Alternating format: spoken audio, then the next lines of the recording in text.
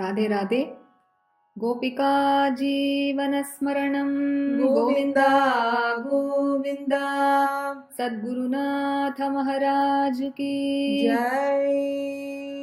कलये सुन्दराकारं सदैकप्रियदर्शनम् अज्ञाननाशकं देवं सद्गुरुं मुरलीधरम् मुरलीमण्डितकरकमलं मुनिजनमोहनं व्यत्यस्तपादं वनमालाधारिणम् प्रेमभक्तमण्डलनित्यकीर्तितम् श्रीप्रेमिकवरदम् आश्रयेऽहम्। जन्माद्यस्य यतोऽन्वयादितरतश्चार्थेष्वभिज्ञस्वराट् तेने ब्रह्महृदायादिकवये मुह्यन्ति यत्सूरयः। तेजो वारिमृदां यथा विनिमयो यत्र त्रिसर्गो मृषा धाम्ना स्वेन सदा निरस्तकुहकम् सत्यं परं धीमहि धर्मः प्रोज्झितकैतवोऽत्र परमो निर्मत्सराणां सतां वेद्यं वास्तवमत्र वस्तु शिवदं तापत्रयोन्मूलनम्। श्रीमद्भागवते महामुनिकृते किं वा परैरीश्वरः सद्यो हृद्यवरुध्यतेऽत्र कृतिभिः शुश्रूषुभिस्तत्क्षणात् निगमकल्पतरोर्गलितं फलं शुकमुखादमृतद्रवसंयुतं पिबत भागवतं रसमालयम् मुहुरहो रसिका भुवि भावुकाः यं प्रव्रजन्तमनुपेतमपेतकृत्यम् द्वैपायनो विरह कातर आजुहाव पुत्रेति तन्मयतया तरवोऽभिनेदुः तं सर्वभूतहृदयं मुनिमानतोऽस्मि यस्वानुभावमखिल श्रुतिसारमेकम् अध्यात्मदीपम् अतितितीर्षतां तमोऽन्धम् संसारिणां करुणयाः पुराणगुह्यम् तं व्याससूनुमुपयामि गुरुं मुनीनां नारायणं नमस्कृत्य नरं चैव नरोत्तमं देवीं सरस्वतीं व्यासं ततो जयमुदीरयेत्। कृष्णाय वासुदेवाय देवकी नन्दनाय च नन्दगोपकुमाराय गोविन्दाय नमो नमः। कृष्णाय वासुदेवाय हरये परमात्मने प्रणतक्लेशनाशाय गोविन्दाय नमो नमः। नाम संकीर्तनं यस्य सर्वपापप्रणाशनं प्रणामो दुःखशमनः तं नमामि हरिं परम्। श्रीहरये नमः श्रीहरये नमः श्रीहरये नमः। Radhe Radhe. By the grace of our Guru Maharaj, we started learning the 8th chapter from the first Kandam of Srimad Bhagavatam Mahapuranam, and we learned until the 27th shloka in the Kunti Stuti. So today we shall continue with the Kunti Stuti from the 28th shloka.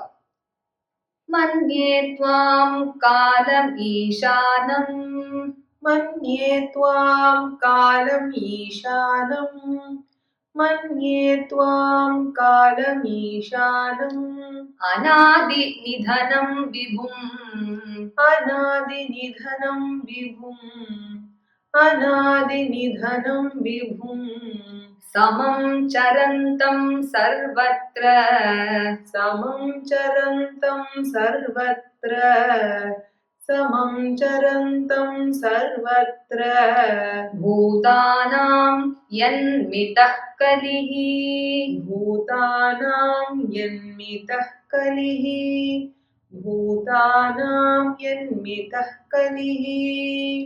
So yesterday we saw how Kunti Devi praised Krishna in many glorious terms. So now Krishna is asking Kunti Devi, I am just the son of Devaki, isn't it? Why are you praising me like this? He says with a smile. So Kunti Devi says, no, Krishna, in this avatara you've been born as Devaki's son. But who are you? Manye tvam kalam. I know that you are the eternal time which controls everything. Ishanam, you are the Ishvara, Anadi Nidhanam, Vibhum. You are the Lord who has no beginning or no end. Samam Charantam Sarvatra. You are the one who moves about everywhere with an equal vision.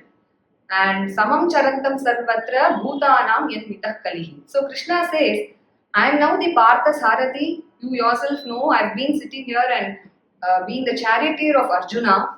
I am fighting for the Pandavas and against the Kauravas. So how do you say Samam Charantam Sarvatra, that I have an equal vision? So Kunti Devi says, Bhutanam Yan Mitah Kalihi. It is the people who fight among themselves, who quarrel among themselves, but you are only the Sakshi, the witness, and you do not have such discriminations, she says. And the same thing she says in the next verse also, Na Veda Kaschit Bhagavanschikiršitam. न वेद कश्चित् भगवंश्चिकीर्षितम् न वेद कश्चित् भगवंश्चिकीर्षितम् Bhagavan Chikiršitam. Bhagavan Chikiršitam. Bhagavanschikiršitam. Tavehamanasya Drinam Vidambanam. तवेहमानस्य ऋणां विडम्बनम् तवेहमानस्य ऋणां विडम्बनम् Nayasya Kaschit Daitosti Karhichit. न यस्य कश्चित् दयितोऽस्ति कर्हिचित् न यस्य कश्चित् दयितोऽस्ति कर्हिचित् Dveshyascha Yasmin Vishama Matirnam. द्वेष्यश्च यस्मिन् विषमामतिर्नृणां द्वेष्यश्च यस्मिन् विषमामतिर्नृणाम्. So Krishna says it is so well known that I do this Nigraham and Anugraham. That is, I bless the sadhus and I punish the wicked people. So how can you say I am Samam Charantam Sarvatra? That is, I have an equal vision.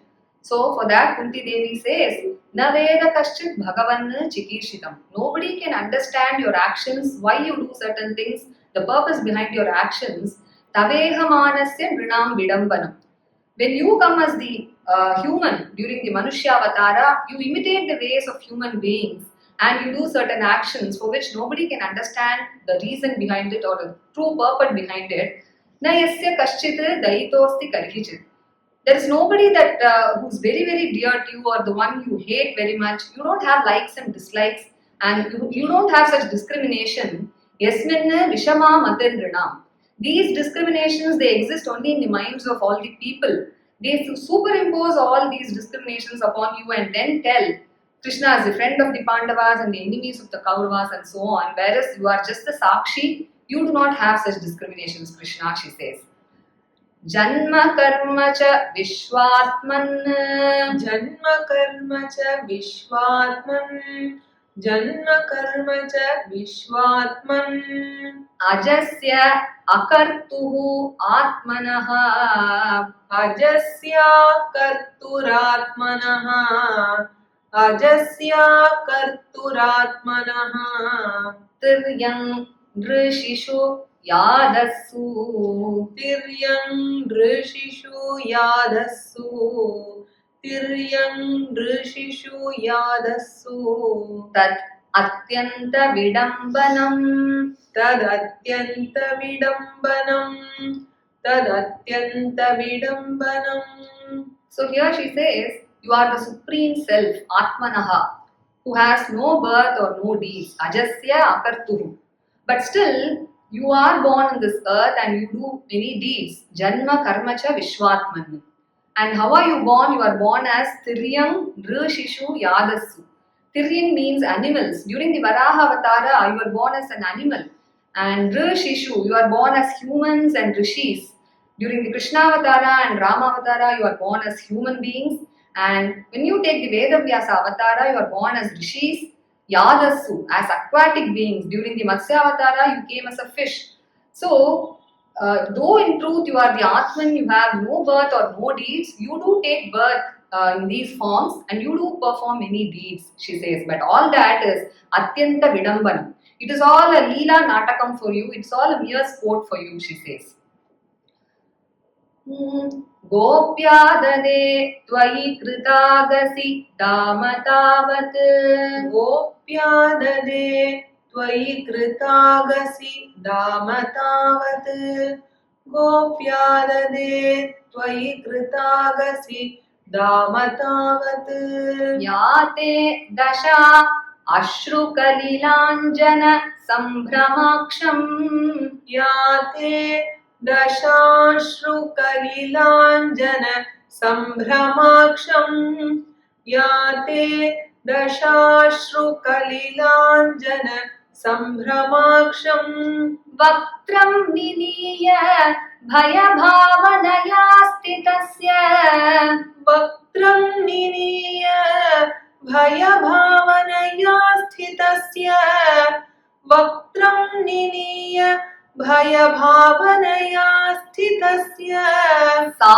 मां विमोहयति भीरपि यद्बिभेति सा मां विमोहयति भीरपि यद्बिभेति सा मां विमोहयति भीरपि यद्बिभेति. So this is a very beautiful shloka where Kunti Devi describes the Damodara Leela.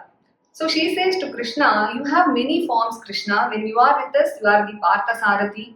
When you are in Dwaraka, you are the Dwarakadhisha. In Mathura, you are Mathura Nayaka.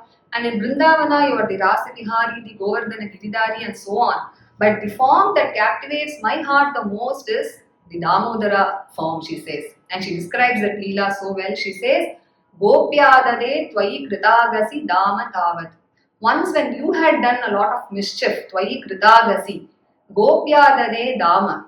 What did Yashoda do? She brought a rope. Dama means rope, and that is why Damodara means the one who was bound by a rope to his belly. And so when Yashoda brought the rope, she wanted to punish you, so she brought a rope. And what was the mischief that you had done? So Yashoda was having you on her lap, and she was feeding you with her milk. Suddenly she smelled the milk boiling in the kitchen. So she put you down for a few moments and she went inside to switch off the fire. But you were so angry to have been interrupted abruptly while you were drinking milk. And so you were very angry and you wanted to show your anger. So what you did was you broke all the curd pots, all the milk pots and all the butter pots. And when Yashoda came there, she was shocked to see that place was in such a great mess. So she thought your mischief is going beyond means, and so she wanted to punish you a bit. So she thought she would tie you to a mortar today, and so she brought a rope. And when you saw Yashoda bringing a rope, you became so afraid. You looked at her with such fearful eyes, and your eyes were having kajal in your eyes. So tears started flowing from your eyes, and the kajal started melting. And that expression on your face, that expression with fear when you looked at Yashoda was so beautiful that she says that is the expression, that state of yours captivates my heart the most. Yate dasha samam vimohayati, she says. And that too, Bhaktram Diniya Bhayabhavanaya Sitasya. You bent your head a bit low and as though you were very frightened, she says. Bhayabhavanaya, you were standing there as though you were very frightened that Yashoda would beat you. But actually, you do not have any fear at all, Krishna. Bhirapi yat vibheti, she says. Even if fear were to take a form and come and stand before you, it would run away in fear to see you, isn't it? So you do not have any fear actually, but you stood there as if you were very afraid of Yashoda, and that form was so captivating to my heart, she says. Though Kunti Devi was not there while this Leela happened, she's such a great Rasika that she's able to capture that image so well in her heart. And she has given it to us also. Kechid ahur ajam jatam, केचिदाहुरजं जातं केचिदाहुरजं जातं punya shlokasya kirtaye, पुण्यश्लोकस्य कीर्तये पुण्यश्लोकस्य कीर्तये yadoho priyasya anbhavaye, यदो प्रियस्यान्ववाये यदो प्रियस्यान्ववाये malayasyeva chandanam. मलयस्येव चन्दनं मलयस्येव चन्दनम्. In the next 4 shlokas, Kunti Devi says that since many people don't understand you, there are many people who put forth their own opinions about why you have taken this Krishna Avatara. So in this shloka, she says, a few people, they say, Kechid ahuhu, ajam jatam punya shlokasya kirtaye yadoho anvavayi. So they say, you have been born in this dynasty of Yadu to spread the fame of Punya Shloka, that is Yudhishthira. And Punya Shloka could also mean Yadu Maharaja himself. So to spread the fame of Yudhishthira or King Yadu himself, you have been born in this Yadu dynasty. And she gives a beautiful example. She says, Malayasya iva chandanam. So there is this mountain called the Malaya mountain, and there are many sandalwood trees in that mountain. So the breeze that flows from this mountain, it has the fragrance and coolness of all these sandalwood trees. And this breeze is very well known as Malaya Marutam. So this breeze, which has the contact of these sandalwood trees, has given fame to this Malaya mountain. So the sandalwood trees, just as they increase the fame of this Malaya mountain, so also you have been born in this Yadu dynasty to spread the fame of King Yudhishthira or even King Yadu himself. Apare vasudevasya अपरे वसुदेवस्य अपरे वसुदेवस्य devakyam yachitobhyagat देवक्यां याचितोऽभ्यगात् देवक्यां याचितोऽभ्यगात् ajahatvam asya kshemaya अजस्त्वम् अस्य क्षेमाय अजस्त्वम् अस्य क्षेमाय vadhaya cha suradvisham. वधाय च सुरद्विषाम् वधाय च सुरद्विषाम्. So some others, what do they say? They say that you've been born as the son of Vasudeva and Devaki to fulfill their prayers, because they had prayed to you that they want a son like you in their previous birth, and so to fulfill their prayers, you were born to them to protect this earth, asya kshemaya, vadhaya cha suradvisham, and also to kill the asuras who are the enemies of the devas. So this is the opinion of few others, she says. Bharavataranayanye भारावतारणायान्ये भारावतारणायान्ये bhuvo nava ivo dhadau. भुवो नाव इवो दधौ भुवो नाव इवो दधौ Bhara avataranaya anye. Bhara avataranaya anye. Bhuvo nava iva udadhau. Bhuvo nava iva udadhau. Sidantya bhuri bharena. सीदन्त्या भूरिभारेण सीदन्त्या भूरिभारेण Jato hi atma bhuvartitaha. जातो ह्यात्मभुवार्थितः जातो ह्यात्मभुवार्थितः. So some others, what do they say? Atma bhuvartitaha. Atma bhu means Brahma. And so to fulfill the prayers of Brahma, you were born as Lord Krishna. So what was the prayer of Brahma? He came and told you that Mother Earth couldn't bear her burden anymore. Sidantyaha bhuri bharena.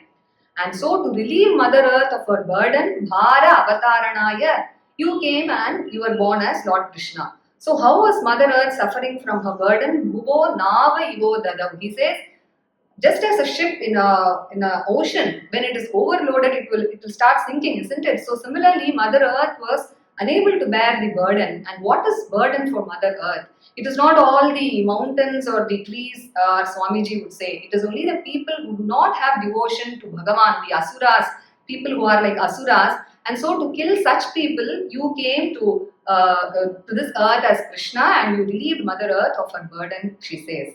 And some others, what do they say?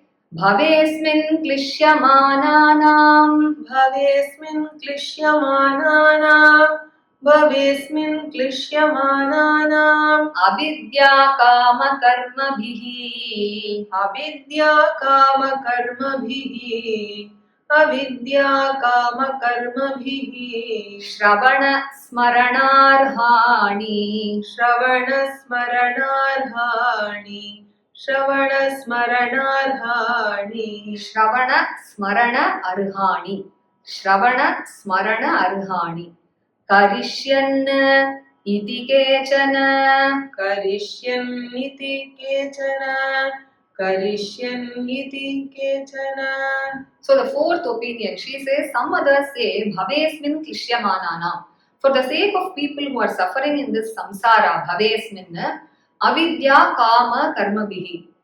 People suffer because of avidya, she says, ignorance, kama, the desires that sprouts, because of this ignorance, and karma bihi, all the actions that we do prompted by these desires. So avidya, kama, karma bihi, for the sake of people who are thus suffering, shravana smarana arhani karishyan. So, to relieve the people from their samsara, you were born as Krishna, you gave many leelas so that these people can listen and remember your leelas. Shravana smarana arhani. And so that is why you were born as Krishna. So this is the opinion of few others, she says. And this is the opinion that Kunti Devi also favors. So she continues to say about that. Shrinvanti gayanti grinanti abhikshnashaha. शृण्वन्ति गायन्ति गृह्णन्त्यभीक्ष्णशः शृण्वन्ति गायन्ति गृह्णन्त्यभीक्ष्णशः Smaranti nandanti tavehitam janaha. स्मरन्ति नन्दन्ति तवेहितं जनाः स्मरन्ति नन्दन्ति तवेहितं जनाः तयेव पश्यन्ति अचिरेण तावकम्. तयेव पश्यन्त्यचिरेण तावकम् तयेव पश्यन्त्यचिरेण तावकम् भवप्रवाह उपरमं पदाम्बुजम्. भवप्रवाहो परमं पदाम्बुजम् भवप्रवाहो परमं पदाम्बुजम्. So she says, Tavehitam janaha, all your leelas that you have done, all the people, they always keep listening. Shrinvanti, Gayanti, they sing those leelas. Grinanti, they narrate it. Abhikshashaha, again and again people keep listening to it. Smaranti, they remember it. Nandanti, they feel happy when others narrate it or sing it. So those people who keep listening and remembering your leelas in this manner, what happens to them? She says, Tayeva Pashyanti Achirena Tavakam Padambujam. Such people, very soon they realize your holy feet, which are like a lotus flower, she says, Tava Padambujam. And how are your lotus feet? Bhava Pravaha Uparamam. It is capable of putting end to this cycle of birth and death. Pravaha Uparamam, this samsara, which is the cycle of birth and death. And she says they very soon realize your holy feet, Achirena, and Tayeva Pashyendi. That means that only such people who keep listening and remembering your leelas, only they are able to visualize your holy feet and not others, she says. And in the next verse, she says, Kevayam apyadya nastvam swakrite hita prabho. Apyadya nastvam swakrite hita prabho Apyadya nastvam swakrite hita prabho Jihasasi swit suhrudo anujivinaha. Jihasasi swit suhrudonujeevinaha Jihasasi swit suhrudonujeevinaha Yesham na chanyat bhavatah padambujat. Yesham na chanyad bhavatah padambujat Yesham na chanyad bhavatah padambujat Parayanam rajasu yojitam hasam. Parayanam rajasu yojitam hasam Parayanam rajasu yojitam hasam. So now Kunti Devi knows that Krishna is about to leave to Dwaraka because he has been staying here for a very long time. So she's very sad and she wants Krishna to stay here for some more time. So she says if there is any sukha or dukkha in our life, that is happiness or sorrow, sukha is to have your darshana and dukkha is to not have your darshana. So she says, Apyadya nastvam jihasasi. Do you want to leave us all and go Krishna? Jihasasi, she asks. Swakrite hita Prabhu. You always fulfill the desires of your devotees, isn't it? So she says, please don't leave, stay with us for some more time. Suhrudo Anujivinaha. We are not only your devotees, we are also your relatives, and we live only for your sake, Anujivinaha. And Yesham na cha anyat bhavataha padambujat parayanam. We do not have any other refuge other than your holy lotus feet. And moreover, because she says, Rajasu yojitam hasam. During this Mahabharata war, we have harmed so many kings and we have accrued a lot of sin, and especially so we don't have any other refuge at all other than you. So please don't leave us, be with us for some more time. She pleads to Krishna in this verse.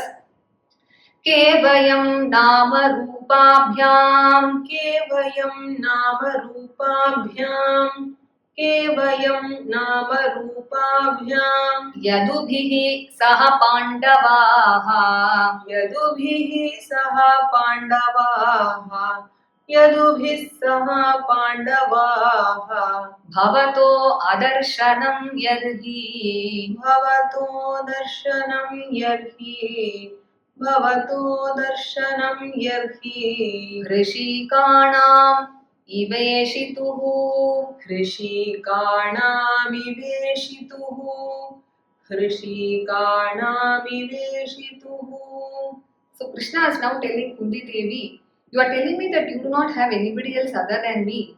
But look at these Pandavas, they are such great warriors, they are your sons. And all the Yadavas also who are great people, they are all your relatives. So you have so many people. So why are you telling you don't have anybody else other than me?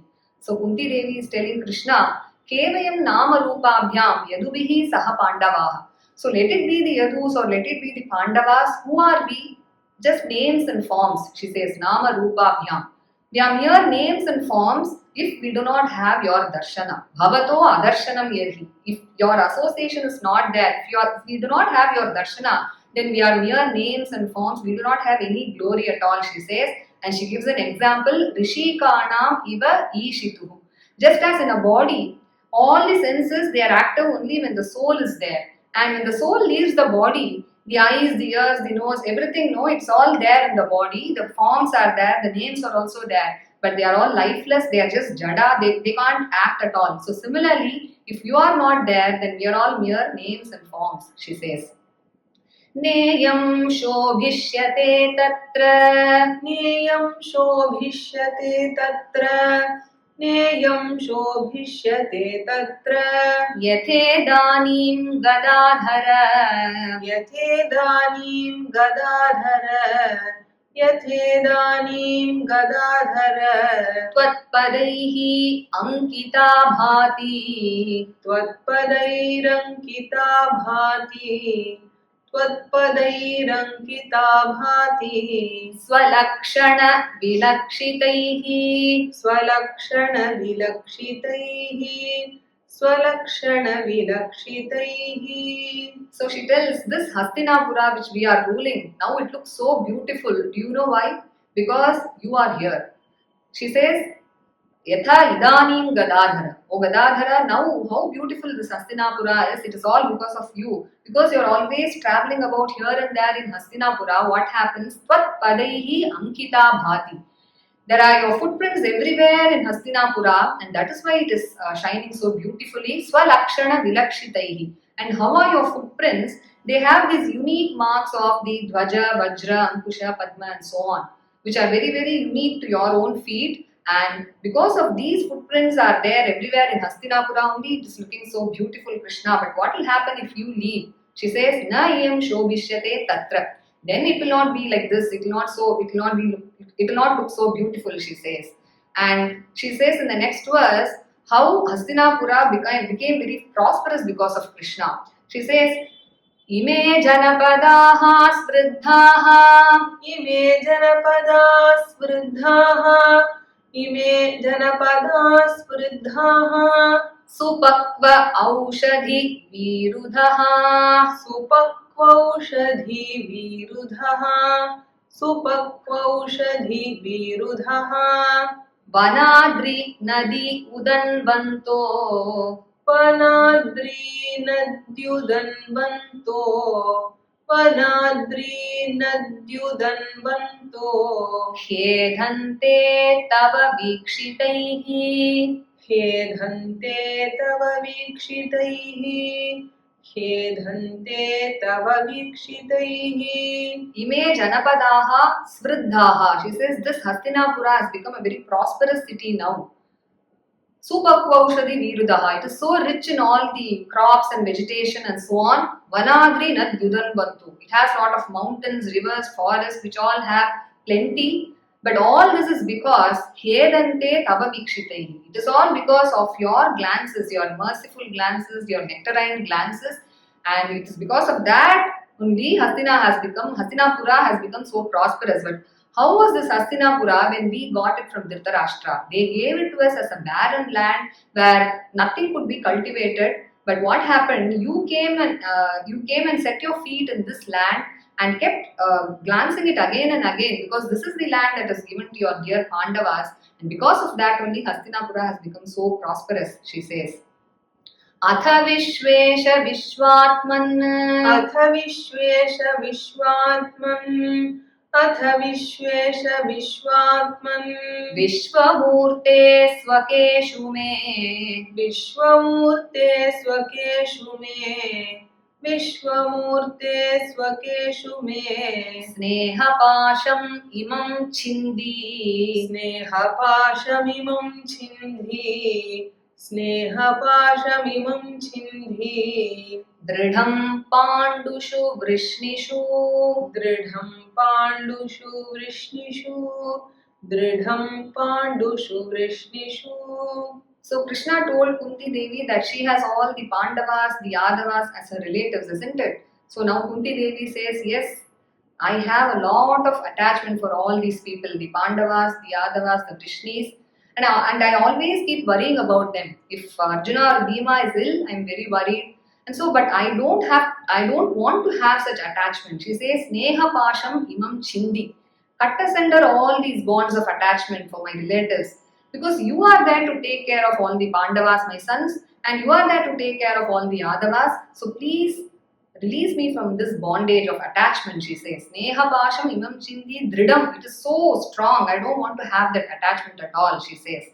Tvai me ananya vishaya. त्वयि मे अनन्यविषया त्वयि मे अनन्यविषया Matihi madhupate asakrit. मतिर्मधुपते सकृत् मतिर्मधुपते सकृत् Ratim udbahatad adha.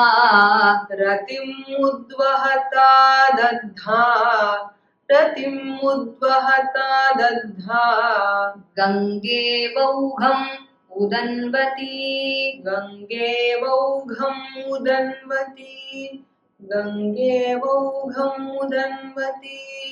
So she says, I don't want to have attachment. So Krishna is asking Kunti, so after having lost all attachment, do you want to be a jnani or a jnana yogi? So Kunti Devi says, no Krishna, I want to free my mind of all other thoughts, ananya vishaya matihi, and I want my heart to be filled with only your thoughts. I want to do devotion to you alone, she says. Tvayi me ananya vishaya matihi madhupate asakrit. Incessantly I want my mind to think of you. Ratim udbahata dadha. Let it have so much of love and devotion towards you. And she says, she gives an example, Gange Voham Udanvati. Just as the Ganges, from the day it started, it has been always flowing towards the ocean. It doesn't mind all the stones or thorns on its way. And so similarly, I want my mind to incessantly flow towards you without minding all the obstacles that comes in my way. So I want to do such devotion to your feet. She prays for this devotion. Shri Krishna Krishna Sakha Vrishni Rishabha. Shri Krishna Krishna सख वृष्णि ऋषभा श्री कृष्ण कृष्ण सख Vrishni ऋषभा Avanidhrub Rajanya Vamshadahana. अवनिधृग्राजन्य वंशदहना अवनिधृग्राजन्य वंशदहना Anapavarga Virya. अनपवर्ग वीर्य Avanidhrub Rajanya Vamsha Dahana Anapavarga Virya. Avanidhrub राजन्य वंश दहन अनपवर्ग वीर्य गोविंद गोद्विज सुरार्ति हरावतारा गोविन्द गोद्विज सुरार्ति हरावतारा गोविन्द गोद्विज सुरार्ति हरावतारा योगेश्वरा अखिल गुरो भगवन् नमस्ते योगेश्वराखिल गुरो भगवन् नमस्ते योगेश्वराखिल गुरो भगवन् नमस्ते.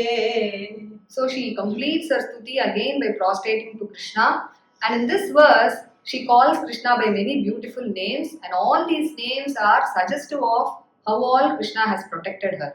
So she says Shri Krishna, Krishna Sakha, oh the friend of Arjuna, Vrishni Rishabha, the supreme one among the Vrishnis, Avanidrub Rajanya Vamsha Dahana, oh the one who burned the race of all the wicked kings who harm this earth, Anapavarga Virya, oh the one with undiminishing prowess, Govinda, the one who protects the cows, Godvija Sura Arti Hara Avatara. This avatara of yours as Krishna Avatara is particularly to protect the Go, the cows, Dvija, the Brahmins, Sura, all the Devas.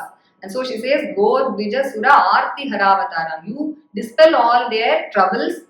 Yogeshwara, oh the supreme among yogis, you perform many miracles only to save your devotees. Akhila Guru, the one who teaches the entire world and makes them go on the righteous path. Bhagavan Namaste, oh Bhagavan, I prostrate unto you. So Kunti Devi begins her praise beautifully by saying Namasye, and now she finishes by telling Namaste. So let us all read this Kunti Stuti once together from the shloka that we learned today.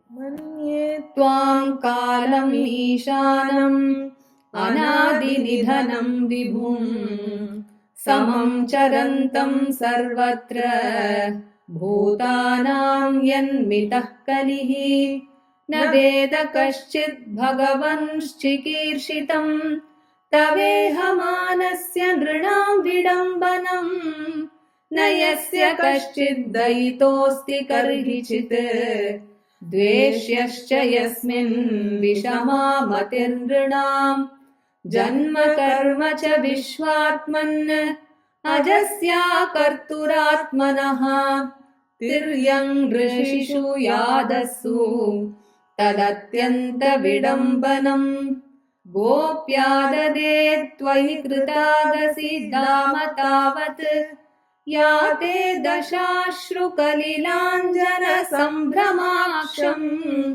वक्त्रं निनीय भयभावनया स्थितस्य सा मां विमोहयति भीरपि यद्बिभेति केचिदाहुरजं जातं पुण्यश्लोकस्य कीर्तये यदोः प्रियस्यान्ववाये मलयस्येव चन्दनम् अपरे वसुदेवस्य देवक्यां याचितोऽभ्यगात् अजस्त्वम् अस्य क्षेमाय वधाय च सुरद्विषाम् भारावतारणायान्ये भुवो नावैवो दधौ सीदन्त्या भूरिभारेण जातो ह्यात्मभुवार्थितः भवेस्मिन् क्लिश्यमानानाम् अविद्या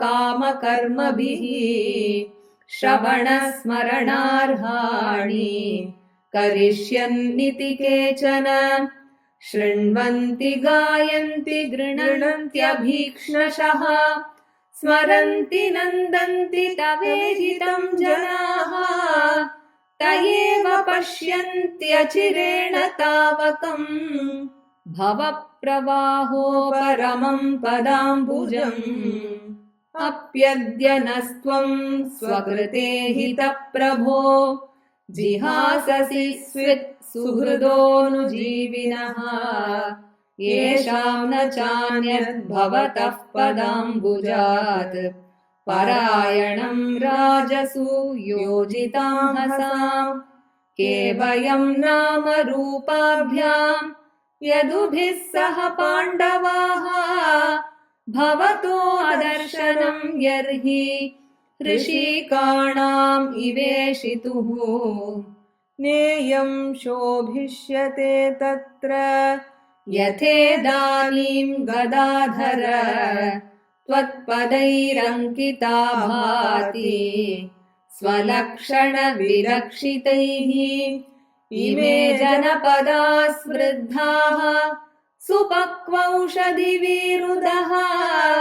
वनाद्रिनद्युदन्वन्तो ह्येधन्ते तव वीक्षितैः अथ विश्वेश विश्वात्मन् विश्वमूर्ते स्वकेषु मे स्नेहपाशम् इमं छिन्धि दृढं पाण्डुषु वृष्णिषु त्वयि मे अनन्यविषया मतिर्मधुपते असकृत् रतिम् उद्वहता दग्धा गङ्गेवौघम् उदन्वती श्रीकृष्ण कृष्ण सखा वृष्णिऋषभा अवनिधृग्राजन्यवंशदहन अनपवर्गवीरा गोविन्द गोद्विजसुरार्तिहरावतारा योगेश्वराखिल गुरो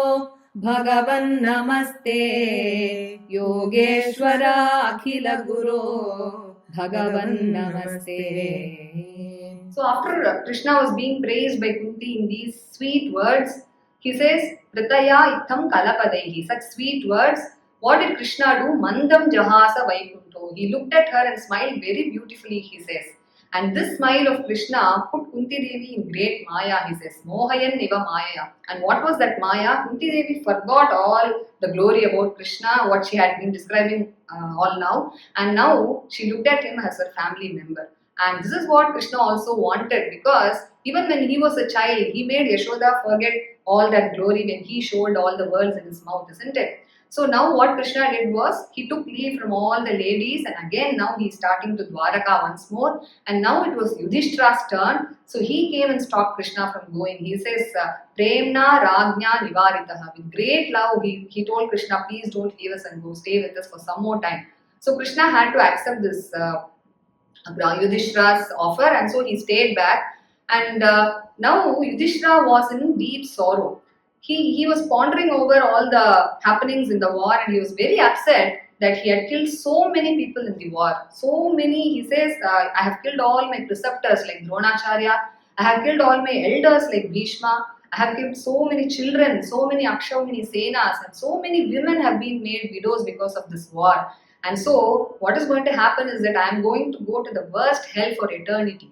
So he was in deep sorrow like this, and Krishna tried to pacify Yudhishthira along with many rishis like the Vedavyasa and others by telling that for a king to perform such a righteous war in order to save his subjects and kill the enemies is not a sin at all.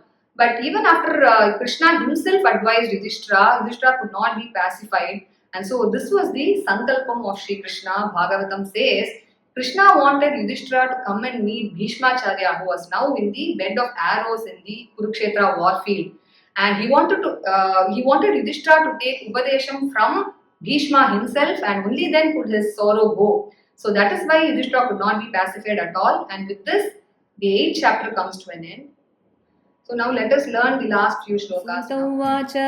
Sutta Uvacha Prithayettham Kalapadaihi Prithayettham Kalapadaih Prithayettham Kalapadaih Prithaya Ittham Kalapadaihi Prithaya Ittham Kalapadaihi Parinutakhilodayaha Parinutakhilodayaha Parinutakhilodayaha Mandam Jahasa Vaikuntho Mandam Jahasa Vaikuntho Mandam Jahasa Vaikuntho Mohayan Iva Mayaya Mohayan Iva Mayaya मोहयन् इव मायया तां बाढम् इत्युपामन्त्र्य तां बाढम् इत्युपामन्त्र्य तां बाढम् इत्युपामन्त्र्य प्रविश्य गजसाह्वयम् प्रविश्य गजसाह्वयम् प्रविश्य गजसाह्वयम् स्त्रियश्च स्वपुरं यास्यन् स्त्रियश्च स्वपुरं यास्यन् स्त्रियश्च स्वपुरं यास्यन् प्रेम्णा राज्ञा निवारितः प्रेम्णा राज्ञा निवारितः प्रेम्णा राज्ञा निवारितः व्यासाद्यैः ईश्वरेहाज्ञैः व्यासाद्यैरीश्वरेहाज्ञैः व्यासाद्यैरीश्वरेहाज्ञैः व्यासाद्यैः ईश्वर इह अज्ञैः व्यासाद्यैः ईश्वर इहाज्ञैः कृष्णेन अद्भुतकर्मणा कृष्णेनाद्भुतकर्मणा कृष्णेनाद्भुतकर्मणा प्रबोधितोऽपि इतिहासैः प्रबोधितोऽपीतिहासैः प्रबोधितोऽपीतिहासैः नाबुध्यत शुचार्पितः नाबुध्यत शुचार्पितः नाबुध्यत शुचार्पितः आह राजा धर्मसुतः आह राजा धर्मसुतः आह राजा धर्मसुतः चिन्तयन् सुहृदां वधम् चिन्तयन् सुहृदां वधम् चिन्तयन् सुहृदां वधम् प्राकृतेन आत्मना विप्राः प्राकृतेनात्मना विप्राः प्राकृतेनात्मना विप्राः स्नेहमोहवशं गतः स्नेहमोहवशं गतः स्नेहमोहवशं गतः अहो मे पश्यताज्ञानम् अहो मे पश्यता ज्ञानम् अहो मे पश्यता ज्ञानम् अहो मे पश्यत अज्ञानम् अहो मे पश्यत अज्ञानम् हृदि रूढं दुरात्मनः हृदि रूढं दुरात्मनः हृदि रूढं दुरात्मनः पारक्यस्यैव देहस्य पारक्यस्यैव देहस्य पारक्यस्यैव देहस्य बह्व्यो मे क्षौहिणीर्हताः बह्व्यो मे क्षौहिणीर्हताः बह्व्यो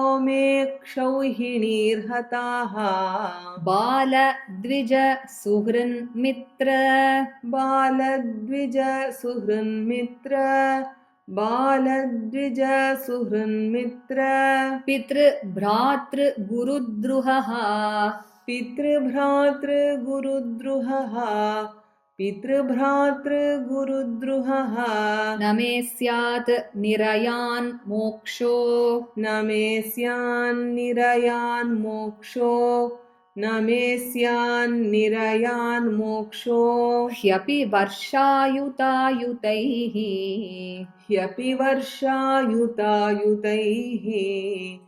ह्यपि वर्षायुतायुतैः वर्ष अयुत अयुतैः वर्षायुतायुतैः नैनो राज्ञः प्रजाभर्तुः नैनो राज्ञः प्रजाभर्तुः नैनो राज्ञः प्रजाभर्तुः धर्मयुद्धे वधोद्विषाम् धर्मयुद्धे वधोद्विषाम् धर्मयुद्धे वधोद्विषाम् इति मे न तु बोधाय इति मे न तु बोधाय इति मे न तु बोधाय कल्पते शासनं वचः कल्पते शासनं वचः कल्पते शासनं वचः स्त्रीणां मद्हतबन्धूनां स्त्रीणां मद्हतबन्धूनां स्त्रीणां मद्हतबन्धूनां द्रोहो यो असौ इहोत्थितः द्रोहो योऽसाविहोत्थितः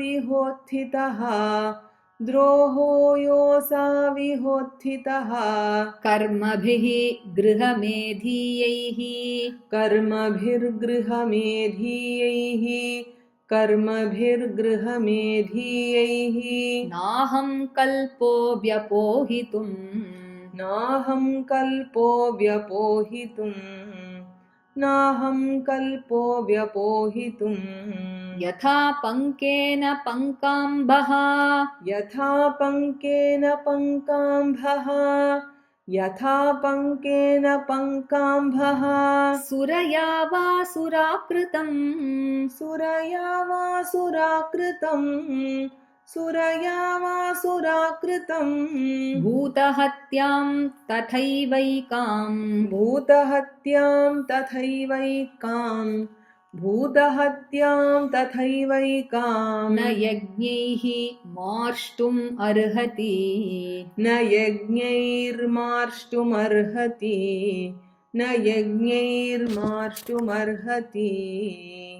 Let us all read together from the shloka that we learned today. सूत उवाच पृथयेत्थं कलपदैः परिणुताखिलोदयः